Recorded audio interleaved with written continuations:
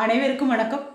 இந்த கிரகங்களோட தோஷங்களில் இருந்து விடுபடுறதுக்கு, அதாவது ராகு தோஷம், கேது தோஷம், சனி தோஷம் இதெல்லாம் தீர்றதுக்கு வன்னி மரம் வன்னி மரம் வந்து சில ஆலயங்கள்ல இருக்கும். அது ஆலயத்தில் மட்டும் இல்லை, சில பேர் பார்த்தீங்கன்னா வீட்டில் கூட வச்சுருப்பாங்க. அந்த வன்னி மரத்தை வீட்டில் வளர்க்குறதுனால நல்ல ஒரு லக்ஷ்மி கடாட்சம் கிடைக்கும் அப்படிங்கிறதுனால வீட்டில் கூட வன்னி மரம் இருக்கும்.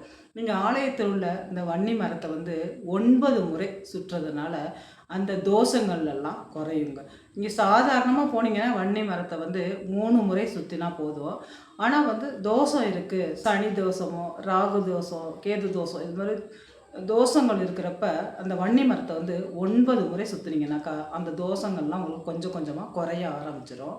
ஒவ்வொரு மாதமும் வருகிற தசமி திதி, அப்புறம் விஜயதசமி, அப்புறம் சிவன் ராத்திரி, பிரதோஷ காலம், இதெல்லாம் ஏகாதசி திதி, இதெல்லாம் பார்த்தீங்கன்னாக்கா இதுக்கெல்லாம் பார்த்தீங்கன்னாக்கா நீங்கள் வன்னி மரத்தை 3 முறை சுற்றி வந்தீங்கன்னாக்கா நல்ல ஒரு பலன்கள் உங்களுக்கு கிடைக்கும். செல்வ நிலை பெருகும், பணப்புழக்கம் அதிகரிக்கும், கிரக தோஷங்கள் நீங்கும். சனியால் ஏற்படுற அந்த தோஷத்தை நீக்கிறதுக்கு வன்னி மரத்தை வந்து 9 முறை சுற்றிட்டு மஞ்சள் கலர் நூலால் அந்த வன்னி மரத்தை வந்து சுற்றி கட்டிட்டு ஒரு நெய் தீபம் ஏற்றி நீங்கள் வழிபாடு செய்யும் பொழுது அந்த சனி தோஷம் நிவர்த்தி செய்யப்படும். அப்புறம் பார்த்தீங்கன்னாக்கா அந்த சனி தோஷம் நீங்கிறதுக்கு வன்னி மரத்தை 9 முறை சுற்றணும் இல்லையா? கையில் அரிசி மாவை எடுத்துக்கோங்க. அரிசி மாவை எடுத்துக்கிட்டு அந்த வன்னி மரத்தை வந்து நீங்கள் 9 முறை சுற்றிட்டு அந்த வன்னி மரத்தடியில் போட்டுட்டு வந்தீங்கன்னாக்கா உங்களுக்கு வந்து நல்ல ஒரு பலன் கிடைக்கும். வாழ்க்கையில் நல்ல ஒரு முன்னேற்றம் ஏற்படும். அதே போல் வன்னி மரத்தடியில் நல்லெண்ணெய் தீபமோ இல்லை நெய் தீபமோ ஏற்றி வழிபாடு செய்யும் பொழுது முன்வினை பாவங்கள் செய்த வினைகள்லாம் நாசமாகும். அதாவது வினைகள் நாசமாகும் அப்படின்னு சொல்லிட்டு சொல்லப்படுதுங்க. வன்னி மரத்தடியில் உட்காந்து நம்ம தியானம் பண்ணுறது, பூஜை பண்ணுறது இதெல்லாம் பார்த்தீங்கன்னாக்கா பாவங்கள் தீர்க்கும். வினைகள் கர்ம வினைகள் வந்து தீரும். குடும்பத்தில் ஒற்றுமை மற்றும் சந்தோஷம், சுப நிகழ்ச்சிகள் நடைபெறத்துக்கு நம்ம வன்னி மரத்தை வழிபட்டு சுற்றி வரும் பொழுது நமக்கு நல்ல காரியங்கள் விரைவிலேயே நடந்தேறும். நினைத்த காரியங்கள் நடந்தேறும். சிவபெருமான், விநாயகர், சக்தி மற்றும் தேவர்கள் வந்து இந்த வன்னி மரத்தடியில் வழிபட்டதால் இந்த வன்னி மரம் வந்து தெய்வீக அன்பை ஈர்க்கும் புனித மரமாக புராணங்கள் குறிப்பிடுகிறது. அதே சமயம் வன்னி மர பட்டை இருக்குல்ல, அந்த பட்டை கொண்டு நம்ம சிவபெருமானுக்கு அபிஷேகம் செய்யும் பொழுது நல்ல ஒரு பலன்களை தரும் பரிகாரமாக அது வந்து அமையுங்க. அதே போல் மனதிற்கு வந்து நிம்மதி கிடைக்கும்.